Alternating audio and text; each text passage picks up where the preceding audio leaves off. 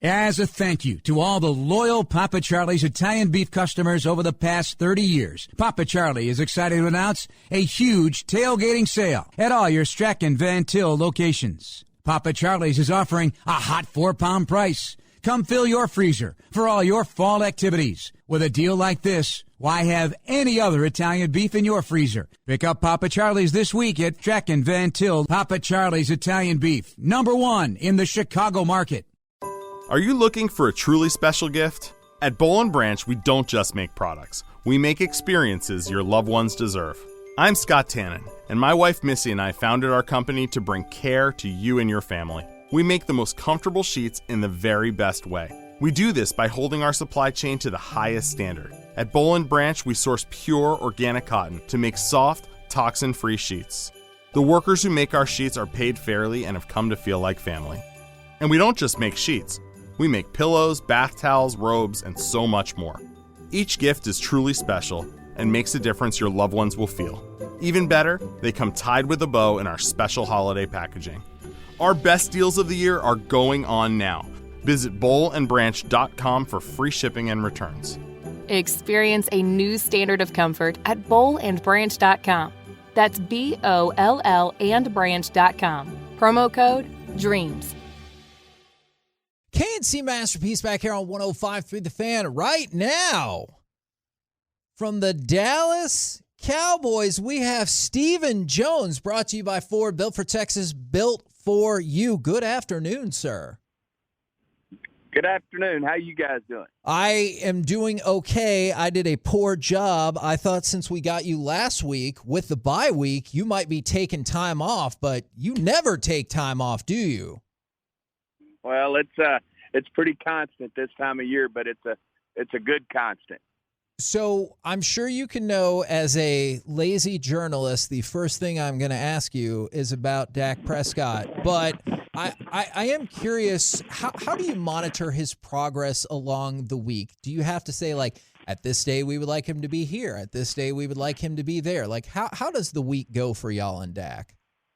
Yeah, they have certain bars they're trying to reach as they work through their rehab on his calf, and we think we have the best in the business, and Britt Brown, and in terms of how he works with these players with different injuries, and does a great job of being able to get your hands around where you think he's going to be at what point, and is he still on track to at the next step playing the football game.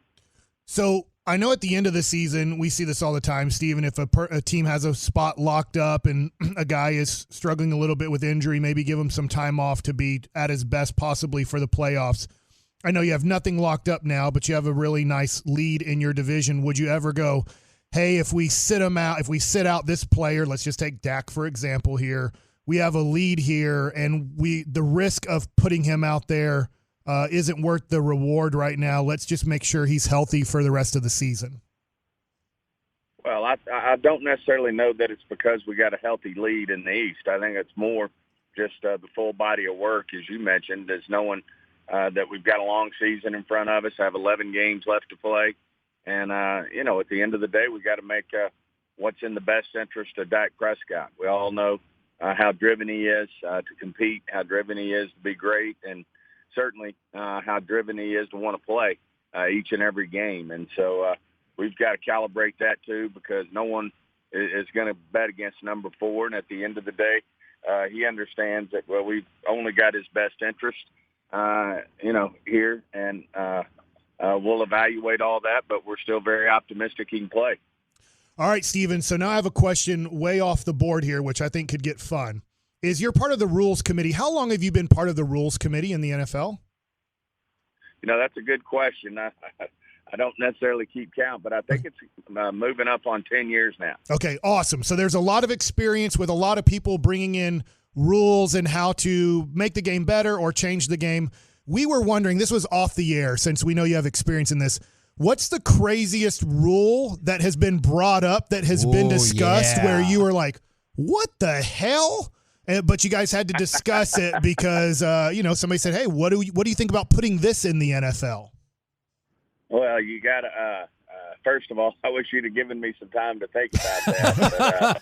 But, because there's been some, and I don't know that I have them on my fingertips right now, that, you go through it and you're trying to decide whether you want to move forward with something, but some of them, immediately are dead on arrival. But, I think the biggest one that comes to my mind right now that's not necessarily crazy, it's just a tough one, is the kickoff. And I know the committee feels strongly, and I do as well, that, the kickoff's a part of our game. I mean, that's people refer to, hey, kickoff at 3, kickoff at 3:30.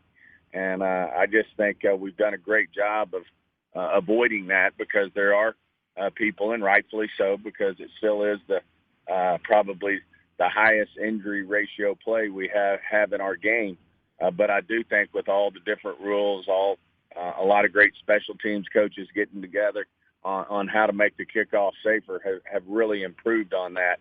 And I do think that we will continue to keep the kickoff in our game. I know that obviously y'all just expanded the schedule this year. I've kicked this around a couple of times. Could you envision a scenario in which the NFL wants to have 2 bye weeks per team in order to also extend out that TV window another week? Yeah.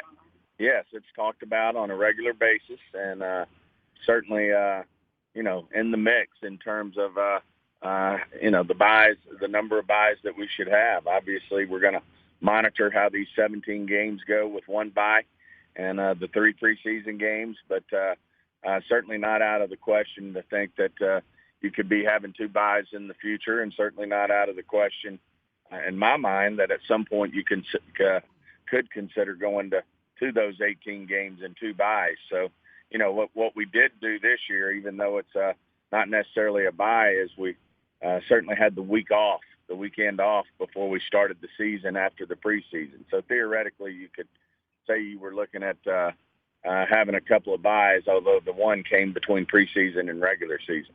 What do you think is a fair amount of time to study the impact of the 17 games then? Like, I understand for a variety of reasons the desire to get to the 18th game. Do you look at it and you're like, well, we need 3 years to study how this works? Or like, how would those discussions even begin? Well, this has been ongoing for years. And so, it's not like we're going to just start cold turkey and say, what are the ramifications of playing 17 regular, 3 preseason, 18 regular, 2 preseason. All those things have been being looked at for years and years. And so I don't think it's hey, we're going to need a big allotment of time to continue to look at that. I think it's more, you take steps. And certainly that's what we did this year, playing 17 games and 3 preseason. We're going to wear that one and see how our players respond to it. Obviously, player health and safety is at the top of the list, and we'll monitor how this season goes and how we managed it, and see if it needs to be looked at again in terms of any changes that should be made, in particular things like you're talking about, an extra bye week, or, hey, everything went great. We'll continue to go down this road for 2 or 3 years, collect all the data, and then make decisions from there. But, this has just been, this number of games has been on our agenda and been a part of discussions and meetings for years and years.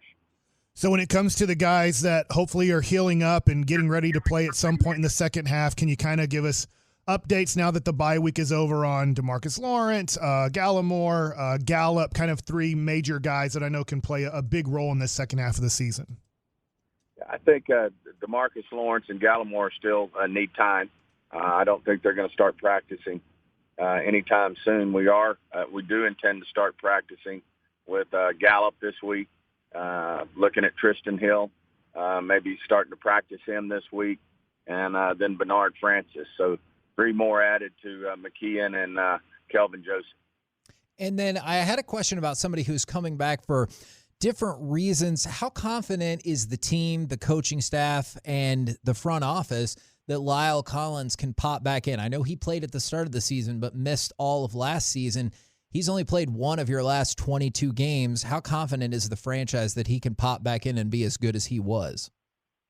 We're very confident that he's going to totally get back to where he was. I think the bigger question is, after sitting out 5 games, do you, does he need some time? And certainly that's what Coach Philbin and Mike and Kellen will be looking at this week is to, just see where he is as we really get out and start to, put bodies on each other and start to get a feel for where his conditioning is and where he is in terms of being ready to play. So I don't want to misinterpret at all then. So you're saying the possibility at least exists that he will not start this week? I didn't say that. I'm just saying that they'll certainly evaluate him and see how his week goes after sitting out for 5 weeks. So I know, Steven, you can't talk a lot about other teams. I know that there's rules against it, but you guys didn't play this week, and we are watching a lot of football. And for us, the most impressive team so far, our surprising team, has been the Cincinnati Bengals. Have you got to take in what Joe Burrow and Jamar Chase and what the Cincinnati Bengals have been able to put together from being the worst team 2 years ago to now being, as we sit today, the number 1 seed in the AFC? Well, certainly my hat's off to them. I did get to peek at their game some yesterday, and certainly they have 2 young superstars in our league, and Burrow and Chase. And, they obviously had a lot of draft capital in both those players, and certainly they're performing for them at key positions. In particular, the quarterback position is obviously the most important position, and we all know we're the beneficiary of that with Dak Prescott. When you find a great quarterback who not only plays at a high level but really carries the team with you, leads the team, and wins football games, then that's a big deal for your franchise. And certainly I know the Bengals must be feeling good about their young stars and where they're going. We're talking with Stephen Jones right here on 105.3 The Fan. I know you said to start it off, it is a busy time of year. Did you take any time in the past week to do something fun or just focus on football, or maybe that is the fun? Well, that is the fun. I mean, we certainly, have a great passion for our job. Starts at the top with Jerry, but it was able to get over to Arkansas and watch my son and the Razorbacks play this weekend, and so we've enjoyed that. And he's got a bye week coming up, so we got to spend a little time together after that game, and just look forward to really getting back at it full speed here with our team and getting to work and get ready to play the Vikings. Is anybody going to be able to stop the juggernaut that is Georgia this year?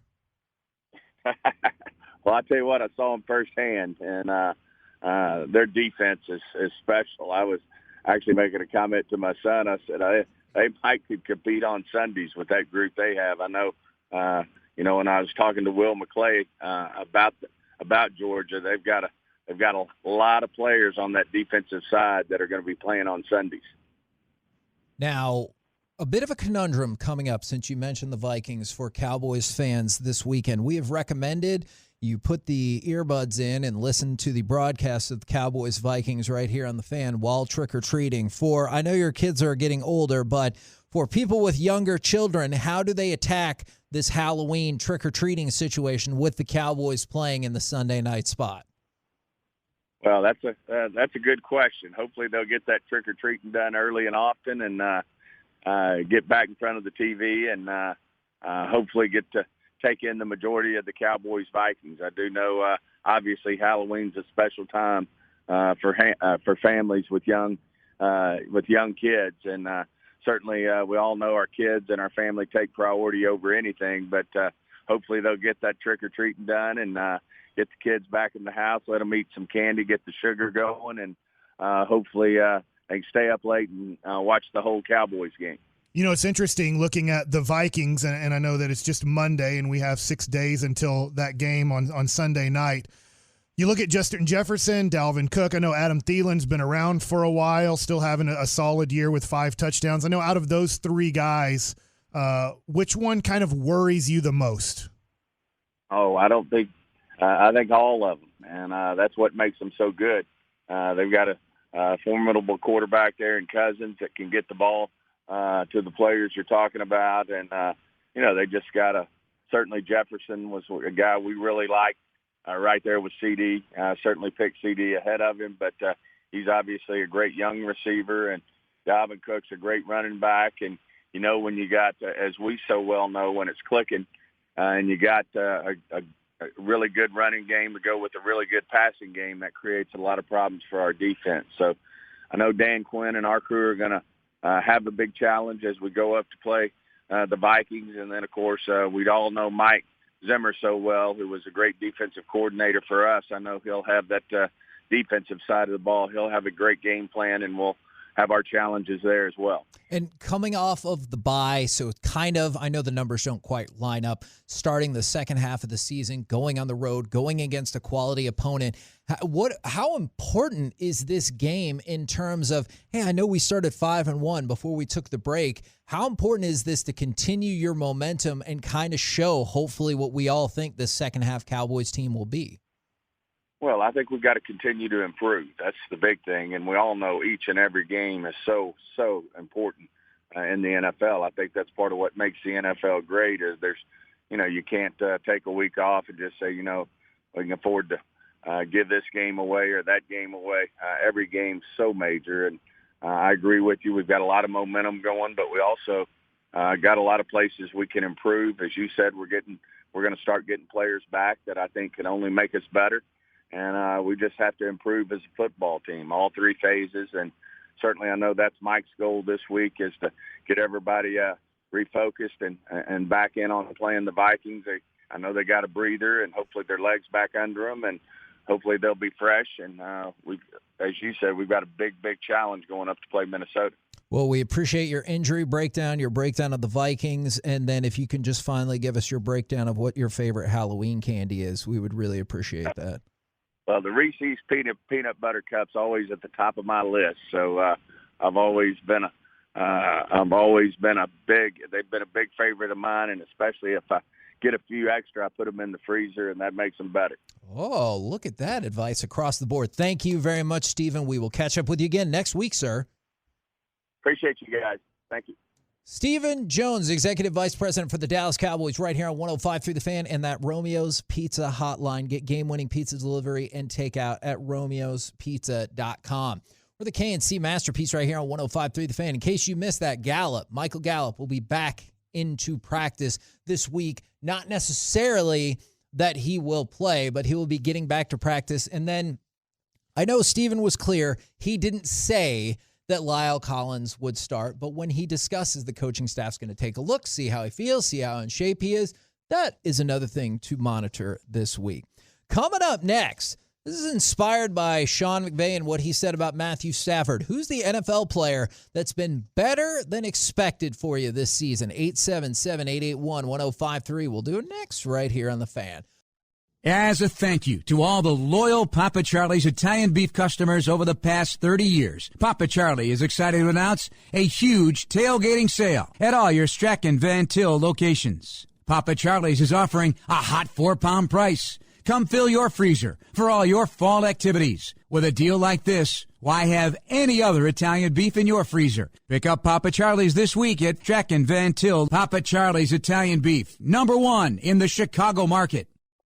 They throw right side. Cooper Kupp the catch. He follows Van Jefferson into the end zone. And Matthew Stafford joins the 300 club. The 300th scoring toss of his career goes to Cooper Kupp. Now, Matthew Stafford right there, 7th fastest quarterback in NFL history to get to 300 touchdown passes. What intrigued me about this is obviously the Rams have been really good this year. Sean McVay was talking about Matthew Stafford. He said he's been better than I thought, and I already thought he was going to be really good. And so I was kind of thinking, like, who is the player that maybe you think has been better this season than anticipated? Like, this one interests me from the 903. Aaron Rodgers. I thought Aaron Rodgers was going to blow the Packers up and tank the season, and after week 1, I was sure of it. And now they're sitting at 6-1. There is no way in hell I thought that team was going to go from 0-1 to 6-1 after that. Yeah. So it doesn't just have to be for the Cowboys, though obviously it can. I'm going to pick a Cowboy and pick an NFL guy just to help you out here because, Corey's not here, so I got to take on a lot of responsibility. You really do. It's a tough day for Mike. Terrence Steele. Yeah. I mean, obviously he wasn't supposed to be a starter. We knew that somebody was going to have to play some tackle this year, that our tackles are not guys, and it didn't have to do anything with health, but that our guys probably were going to miss games because of health, Collins and Smith. And I was just thinking, man, we're going to have to always give help. He's really not able to do the job. And so for him to be what I would consider this, and I could be totally wrong, right? I think that the people that are great at the way that I'm great at watching baseball, and I can tell you why somebody's better than what you think they are or worse than what you think they are, is I would say from my just fan's eye of Terrence Steele, he's an average tackle in the NFL. Okay. No, I think he's better than the dude Orlando Brown. Like, he stunk yesterday. Like, Steele's better than him, and that's a guy that they traded a first-round pick for. So I think Steele, I'm not saying he's an all-pro. I'm not saying he's a Pro Bowler. I'm just saying he is an average starting offensive tackle in the NFL, and I did not think that was possible from what I saw last year. From the 903, anyone who doesn't say Trayvon Diggs is wrong. Okay, that's yeah. That is very fair. From the 817, Tony Pollard and Joe Burrow. And Joe Burrow's my NFL one. We brought up the Joe Burrow conversation. This is just an interesting side note on that. I definitely still think it's Dak, but you have to throw Joe Burrow into conversation for comeback player of the year too, right? Yeah.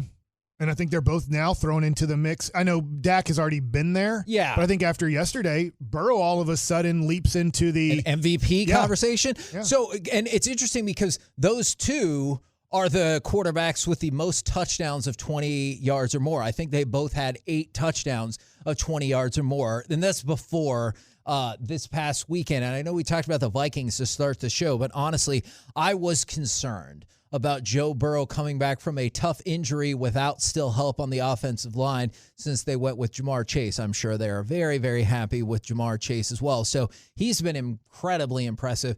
From the 901, Derek Carr has been more impressive than I thought. Okay. And here's the thing about Derek Carr that I think is working out just fine for them right now. Who is in first place in the AFC West? Because it had been the Chargers. And everybody else is talking about the fall of the Chiefs. It's the Raiders.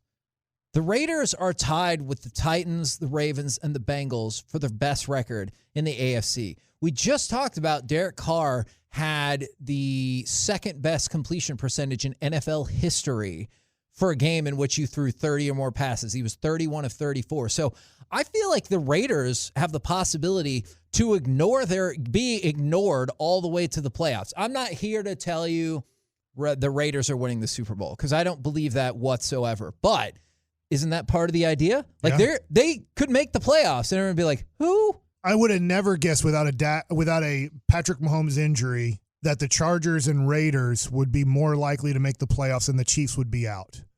Yes. But that looks probable at this point that the Chargers and Raiders are the ones fighting for the division.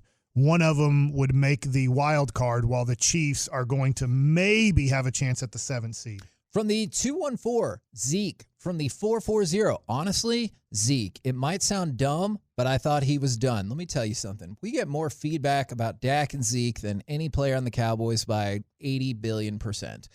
But a lot of people, and I was in the category of talking about how Zeke was incredibly, incredibly average last year. And we were kind of in the position where, like, maybe he's never going to be that great again. But then when you saw him in training camp, when you heard the things he said, when you heard the responsibility that he took for a variety of reasons, I was on board thinking that Zeke. So if your answer is Zeke has been better than anticipated this year, I think that is an incredibly fair answer. From the 785, Cordarrelle Patterson. He has been a fantasy football monster. And so I always am fascinated by just regular football versus fantasy football because from the 972, Deebo Samuel in fantasy. So you're getting multiple fantasy answers as well. And for the people pushing back about the Raiders and from the 817, they haven't beaten anybody that is over 500. They beat the Ravens. To start the season. So like if you just don't think they're good, okay, fine. I get it. Eagles aren't great. The Broncos aren't great. The Dolphins aren't great. There are people still holding out hope for the Steelers to make a run at it. And you started the season by beating the Ravens, who before this weekend look like the best team in the AFC. So at 5-2, I feel the same way about the Cowboys. Yeah. At 5-1, talk all the S you want. We're 5-1. Like, what do I care? Yeah. And all you can do is play the schedule in front of you. Yeah, we can look at it because I was looking at the Vikings going down this path, and I was like, oh, wow. I didn't realize when they started off 0-2 because we didn't think much of the Bengals to start the year. They lose by 3 to the Bengals. Well, a lot of people didn't think a lot of the Cardinals to start the year. I know what I said. I said I think they're going to go to the Super Bowl. That was just kind of my dark horse pick, and right now that looks like a good pick. But for the most part, the Cardinals were not on the board as a top 5 team to win the Super Bowl. I think they were like 8th or 9th in Vegas for the odds. So there were 7 or 8 teams better odds to win the Super Bowl than the Cardinals. They lost to the Cardinals by 1 point, the Vikings. And they missed field goals. Yes. They had the opportunity to win that game, and once again, the Vikings missed field goals. And then from there, they've been 3-1. They did lose to the Browns in a weird score in today's game, 14-7. That just seems like a weird score that teams aren't scoring 20-plus points. But those are their 3 losses. So as we just say, well, they've played nobody. Well, the Vikings have lost by 4 points total to start the year to the Bengals and Cardinals. Who are they? They're the number 1 seeds. Right now, they would have the bye. In their respective conferences. Right now, they would both have the bye in the playoffs. And the Browns are a playoff team right now, like one of the wild card teams, but not, winning their division or anything. That's the Bengals who are doing that. So those are their 3 losses. So would you say, boy, the Vikings, they're just 3-3, but they're 3 losses. I mean, you're looking at the 2 best teams in the NFL right now, and then one other team that's in the playoffs. I don't think people will look at the Vikings against the Cowboys that way. And if the Cowboys win, then they'll officially be under 500. Everyone will be like, they suck. They're not that. Yeah. So, they barely beat the Lions, right? Then you look on the other side, they somewhat barely beat the Panthers. They won by 6 over the Panthers. So then you look on the other side, well, who have they beaten? Well, they've only beaten Detroit, and they've only beaten Carolina, and that's the thing that, look, is the big thing in the NFL. That's where doing this now for 8 years, I remember interviewing Jason Witten one of the years, the crappy year, the 2015 year. I go, oh, man, we only lost 10 games by less than 7 points. Well, crap, dude. It's the NFL. Every game is decided by approximately 7 points. I mean, we don't have except for yesterday. Yesterday was a horrible week, but it's not like this week, hey, betting with Bassick. Which one do you want to pick? Who's favored by 32? That's college football. That's not the NFL. Is usually spreads are somewhere between 7 and 0 is a usual spread. It's when you get a 14-point spread or like the 12-point spread the Buccaneers had, and I get their other 17.5 for the Cardinals. Those are rare spreads. Absolutely. Usually we're looking at spreads within 7 points. So the BS that they can throw out, like, well, I mean, we could have won 10 or 11 games. Yeah, no crap. So could everybody. And when you win those, you don't go, gosh, we could have lost 12 games this year. From the 440 and 214, this is a great answer. Cooper Kupp. And that's both in real football and fantasy football. He has by far the most receptions in the NFL. He leads the league in most receptions, leads the league in most receiving yards, leads the league in most receiving touchdowns. So, like, and Cooper Kupp was a good player, but if you told me, like, crushing almost every statistical category for wide receivers, I don't know if I would have guessed that. From the 817, I know you like this one, and another person texted this in as well. They said, I thought Jamar Chase was going to be good. I don't know it'd be this good. And from the 817, Rookie of the Year and MVP, Jamar Chase. So I was buying the, oh crap, how bad of a decision did they make, like 2 weeks into preseason. Yeah. I was like, God, I know they should have taken an offensive lineman, and I'm just wondering how it's all going to work out. And he didn't play football last year, right? Because Chase sat out, so you didn't get to see him play his next year of football to see how much he improved at LSU. And yet he is, like we'll talk about later in the week, is he the best receiver in the game today already? Because I think there's an argument for a dude who's played 7 games in the NFL. He might be the best already in the NFL. So when it comes, I picked Joe Burrow. I think everybody's bringing in great ones. Let me ask you this. This is tough because of the hype we had here. Because Trayvon Diggs is a great answer. I think my answer is a very good answer with somebody Terrence said Steele. Odigizua. I get that. What do you think of Micah Parsons so far? Like, are you surprised how good he's been if we just go back to before the season started? Or are you feeling like, no, he's about at the expectation I thought? I still think he's better than I thought. When you saw the position flexibility, I know some people looked at the Patriots game and they're like, hey, he wasn't so great there. Yeah, all right, fine. But if you look at the position flexibility on little to no notice, I'm incredibly impressed by that and very hopeful. Micah Parsons is above my expectations, and I think we're all hopeful that he'll be here for some time. From the 817, Mac Jones thought he would be a bust, not the best top rookie quarterback thus far this season. And from the 817, how about Carson Wentz? We talked about that a few segments ago. Last 4 games, 8 touchdowns, no interceptions. He has turned it around. Now, got a little bit of sad news for you, Mike. I don't know if you'll actually be sad. You might just be like, well, it's about damn time. Per Brett McMurphy, Texas Tech has I got a text from my buddy. Fired head coach Matt Wells, and offensive coordinator and alum Sonny Cumbie will be the interim head coach. Is this just the move that is going to get Texas Tech back to the middle? I hope so. It's middle. You're right. It's never going to be better than that. Once we put that Crabtree year. Yeah, well. That was magical. The concussion shed ruined everything for Texas Tech. Ever since then, it's been downhill. That's always going to be your falling point. It is. Point. If you're a Texas Tech fan, the shed situation with Craig James' son, I'm sorry I don't know Craig James' son's name, like that ended Tech being good at football. Wouldn't you agree? At a potentially higher level. Where they were always winning all their home games. Everybody who went to Lubbock pretty much was as an A&M fan, I hated when we had to go into Lubbock. And no, Texas Tech was never that one year. They did get up to number 2 in the country after beating UT. But, like, besides that, it was a consistent, whether it was under Spike Dykes or Mike Leach, they were consistently somewhere between about 17th and 25th in the country every year. Right? I mean, never really breaking that top 15 was really rare, but somewhere between about 17 and 25 every year, that's about where Texas Tech was. But once the shed situation happened, it ruined everything. And Cliff Kingsbury was a really bad coach in college when it comes to head coaching. I think he's probably offensive coordinator. He's doing a great job right now at Arizona. So college obviously isn't his thing, but I don't know how Tech gets where they need to be, because the other thing too is now that you've opened up the paying players, which I agree with, but once you did that, Lubbock isn't flooded with money. Yeah. And Lubbock, as far as I know, hey, there's a lot of alumni that have done a lot of successful things.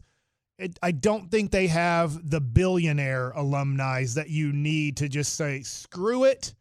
Let's just start giving kids millions of dollars left and right to get this thing back on top. And by the way, Adam James is the name that multiple people came in with, and apparently they have lots of thoughts about him. He's not a well-received person from a Texas Tech That fan. is what the fan text would lead me to believe as well. We're the KNC Masterpiece right here on 105.3 The Fan. Coming up next, will the Mavs abandon the 3-and-dunk philosophy and embrace the mid-range game? Talk about it next right here on The Fan. As a thank you to all the loyal Papa Charlie's Italian beef customers over the past 30 years, Papa Charlie is excited to announce a huge tailgating sale at all your Strack and Van Til locations. Papa Charlie's is offering a hot 4-pound price. Come fill your freezer for all your fall activities. With a deal like this, why have any other Italian beef in your freezer? Pick up Papa Charlie's this week at Strack and Van Til. Papa Charlie's Italian beef, #1 in the Chicago market. Quiet game for Dragic. 1 for 3 in 11 minutes. 4-3, his 5th one of the game. A sizzling Tim Hardaway Jr. KNC Masterpiece back here on 105.3 The Fan. Tim Hardaway Jr. on fire over the weekend. But the question we are curious about, will the Mavs abandon the 3-and-dunk philosophy and embrace the mid-range game? We're going to get to that in just 1 second real quick. Matt Nagy, the head coach for the Bears, has tested positive for COVID. He confirmed that today. He is fully vaccinated, says he feels fine. He will work remotely from home for now, so just a situation to keep an eye on for the Bears. Now, we had this conversation leading into the season. We kind of anticipated maybe this is what the Mavericks would do off of the heels of the mid-range success of Chris Middleton and the Bucks last year. Right, obviously Giannis. Yeah. Kawhi Leonard. New philosophy, the discussion about Jason Kidd saying, hey, maybe we go a little bit more mid-range. Would the new regime lead to that? Maybe still. Early reports are maybe not, but they have been really bad inside the arc in that opening game.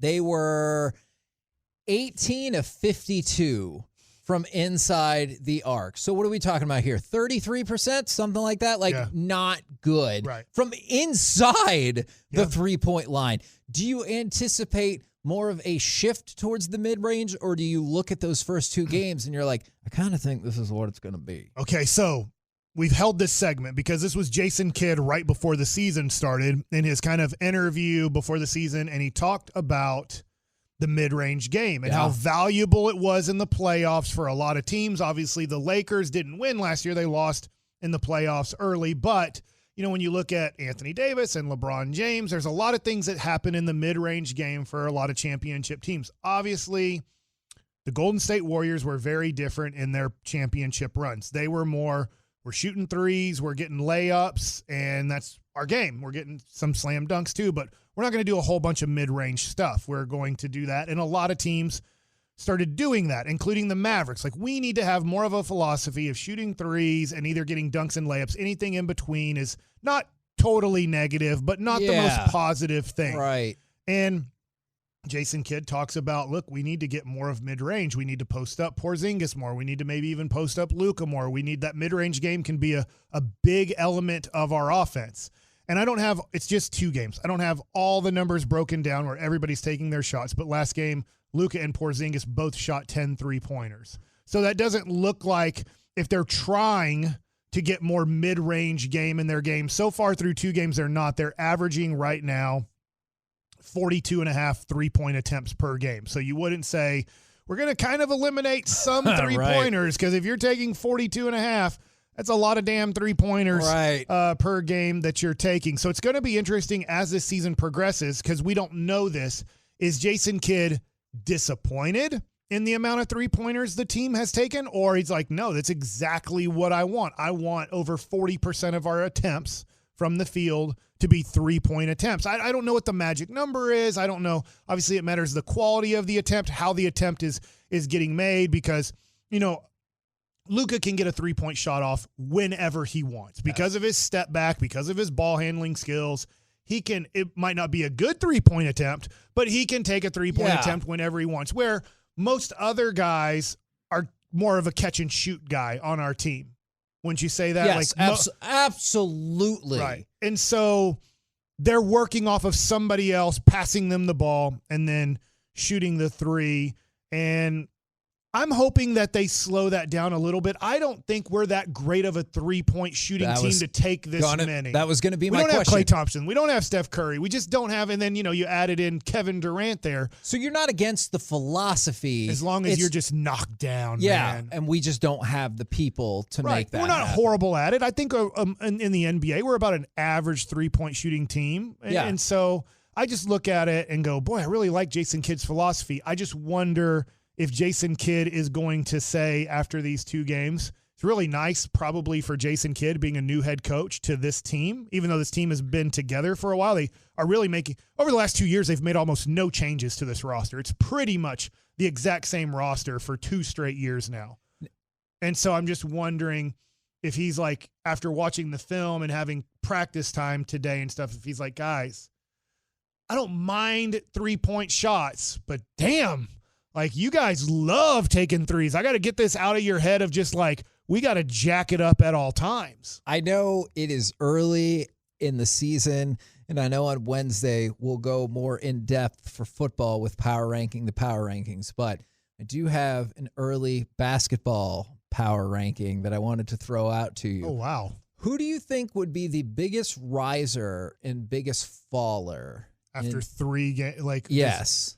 I'm very impressed with what Ja Morant and Memphis is doing, and probably most people saw them as a team on the outside looking in for playoffs. Okay.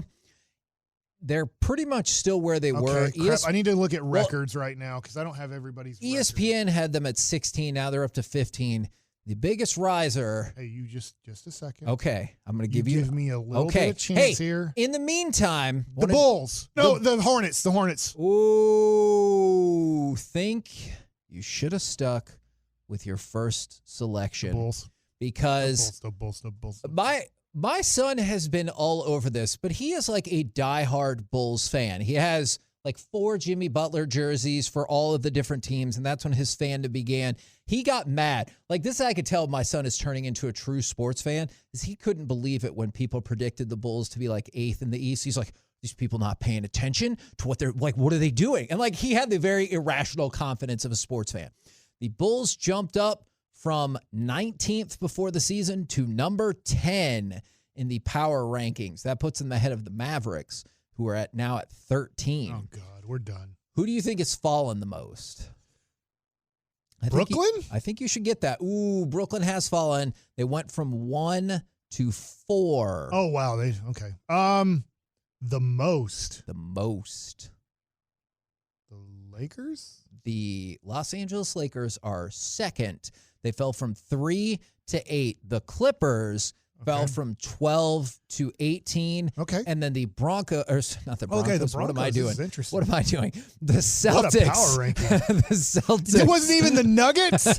How did you get to the Broncos? I don't know. I really don't know. You're going to say the Nuggets. I'm like, God, I'm looking at standings right now because they're 2-0, and you're going to go Broncos. I get it. You said the wrong Denver team, and you go, no, the Boston Celtics. I have no idea where I got that from. Navy blue and orange, green and white. I'm just trying to figure this one out. It fell from, I don't know. They both start with a B. That is the only thing I could come up with. But that's Boston and Broncos. Like, they don't even. Yeah, that's awesome. You know, a Bronco is a horse. A Celtic isn't a horse. It's, I guess, a type of person. I mean. The leprechaun? The leprechaun. A Celtic isn't a leprechaun, is it? No, but it's just the guy spinning the basketball with the. So, I've never thought of this. They have a leprechaun as their mascot logo, but then they're called the Celtics, which has nothing to do with the leprechaun. Am I correct? Don't ask me. I just thought the Celtics were the Broncos. So they also fell 6 spots. Now, this is fun to think about things like that.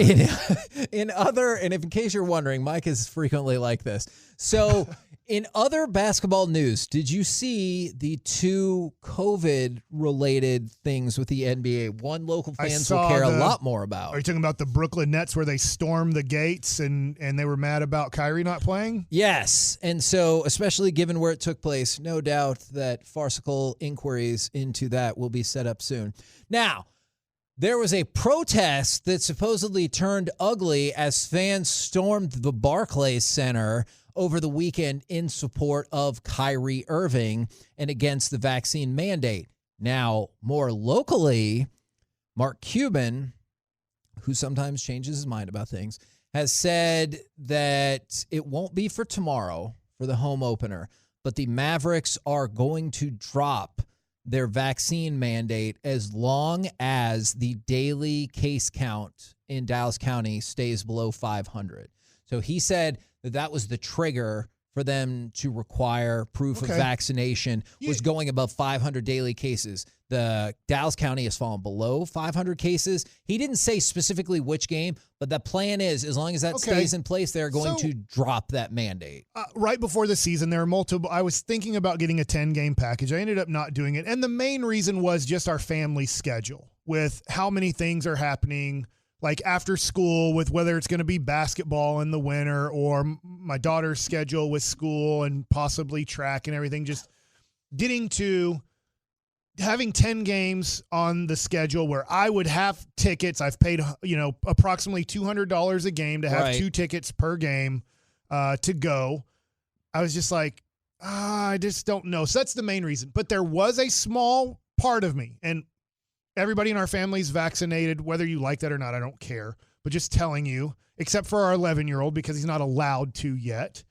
But I thought, God, how many games do I want to go to where I have to show like the vaccine, like I have to bring my vaccination card or make sure it's on my phone and make sure that if let's say it's me and my daughter going to the game and I'm like, hey, Mary Grace, make sure you have your vaccination card with you. because we can't get into the game without it. And I just thought it was a small part.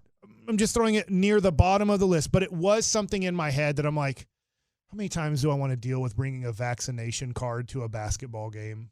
Well, it looks like, again, I don't have a timeline yet. He said it won't be for tomorrow. So if you're going to the game tomorrow, you still need to have proof of a negative test within the last 48 hours or your vaccination card, or they will turn you away. I hear you. It is what it is. I'm not saying it's right or wrong. It is what it is. We're the KNC Masterpiece. By the way, Jalen Green, his forehead can hit the rim.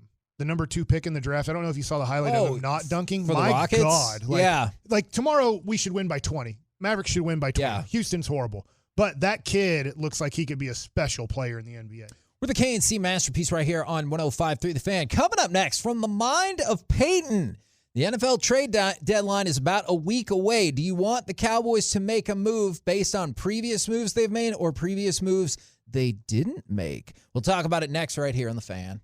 Hi, I'm John Favreau, host of Crooked Media's new weekly series, Offline with John Favreau.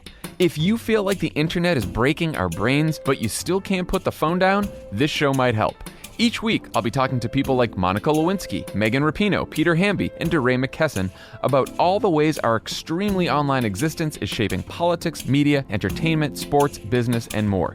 New episodes of Offline with John Favreau drop every Sunday on the Pod Save America feed. Listen on Odyssey or wherever you get your podcasts.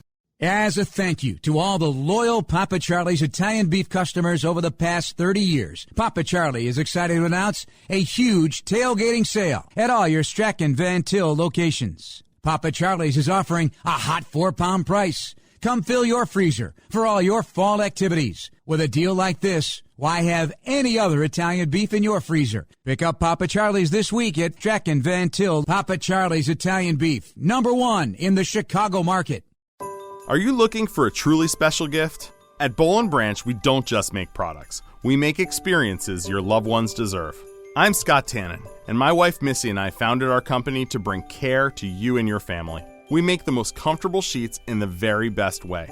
We do this by holding our supply chain to the highest standard. At Boll & Branch, we source pure organic cotton to make soft, toxin-free sheets. The workers who make our sheets are paid fairly and have come to feel like family. And we don't just make sheets. We make pillows, bath towels, robes, and so much more. Each gift is truly special and makes a difference your loved ones will feel. Even better, they come tied with a bow in our special holiday packaging. Our best deals of the year are going on now. Visit bollandbranch.com for free shipping and returns. Experience a new standard of comfort at bollandbranch.com. That's BOLL and branch.com. Promo code DREAMS.